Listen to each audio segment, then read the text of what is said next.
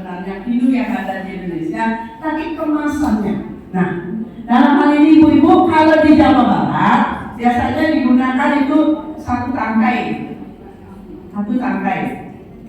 Pinangnya juga. Kalau di Bugis, di Sidendeng berapa namanya, itu sirenya ditanam di tempat khusus, nggak boleh orang ke sana. Jadi kalau mudik ke sana baru boleh. Itu kita tidak masuk ke dalam. Artinya menggunakan sirih. Ya 11, 33 biji. Banyak mereka gunainnya.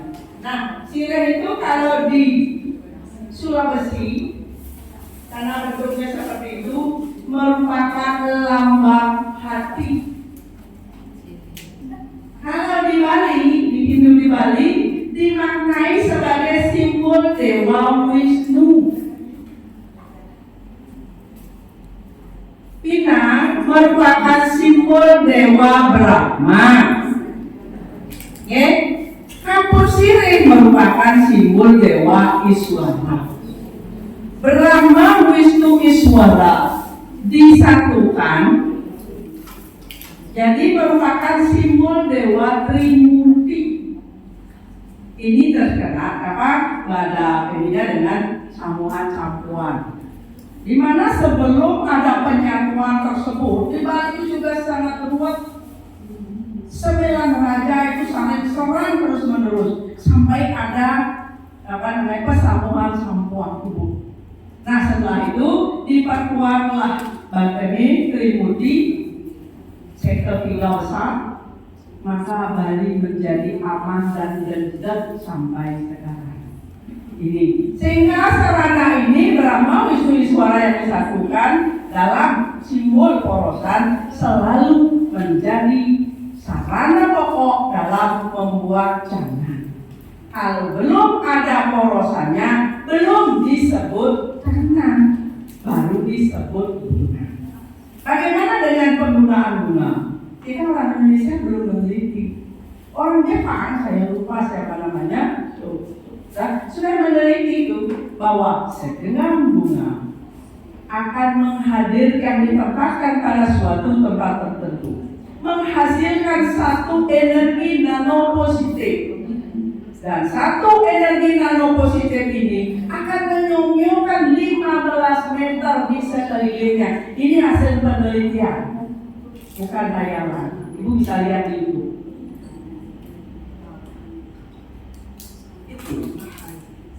Mungkin itu yang menyebabkan kalau maaf ya, kalau kita melihat itu kok rasanya suasananya bunga-bunga itu menghadirkan energi nano. Baik. Jadi porosan itu bahannya begini ya, sirih, kapur, dan bunga. Nah, bentuk-bentuk canangnya ini namanya canang cucuk buah. Terserahlah di tempat lain disebut apa. Kalau di Bali itu banyak menggunakan cucuk buah. Oke. Nggak tahu kenapa kalian belum gak juga paling sering ada di depan sembahyang di kerajaan sana kan seneng banget itu. Ya. Nah, ini sebenarnya hanya ada jenisnya yang berbeda. Ya, kalau ini yang sederhana sesungguhnya tapi akan lebih besar sehingga kelihatan cukup. Nanti kita praktiknya. Nah, ini boleh dibuat seperti itu. Nanti kita latihkan bersama. Nah, jenis-jenis canang ini disebut dengan canang berato. Oke. Ya, ini cara membuat tugas harinya saya buat seperti ini. Makanya maksudnya saya akan kirim nanti di WA-nya masing-masing. Nah, ini namanya canang genten. Karena analisisnya bahwa seperti ini pulang. Nah, yang pertama bahwa porosan, urasari, udah diisi bunga, kemudian diisi daun pandan. Oke, ya, ini hanya bentuknya berbeda-beda. Nah, ini yang canang sari, canang genten. Kemudian ini canang sari.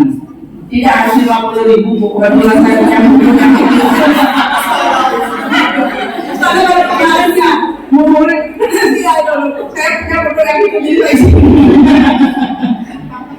Rumahnya itu bagus ya. Jangan dari mau yang kecil untuk sekali ke kamu lain. Nah, ini namanya tanah bulan wangi. Biasanya digunakan untuk kalau punya bayi. Ini kalau punya anak punya cucu. Nah, ini namanya canang gantau. Ini namanya canang hubungan, siripnya 5. Ini namanya canang samrawos. Itu ada apa? Kapur sirip, pinang, lembaku, gambir. Ini namanya canang pesucian. Canang pesucian itu isinya jeruk nipis untuk membersihkan kuku, kemudian alat untuk ini apa yang di bawah itu saya bawa ini rasanya habis untuk akramas, kemudian apa namanya apa yang binang bakar. Ibu tahu kan nolet ya? Nolet itu kan menyerap racun. Nah, makanya dia taman pakai binang bakar. Jadi tidak akan membuat racunan. Mengapa pakai arang? Apakah arang tidak berbahaya? Enggak, mau obat-obat natural itu apa nolet? Nolet itu kan ini. Iya, arang. Ada pakai arang bambu, mungkin arang itu. Jadi kenapa memakai arang dibolehkan? Karena itu berguna dan menyerap, berfungsi menyerap racun. Kagak tahu kapan para penduduk kita. Ya, nah mantranya bagaimana? Nah, paling tidak pertama-tama ibu biasakan ngomong izin dulu. Sama suama lewe nama. Kan ibu bawa biasanya bawa daun ya.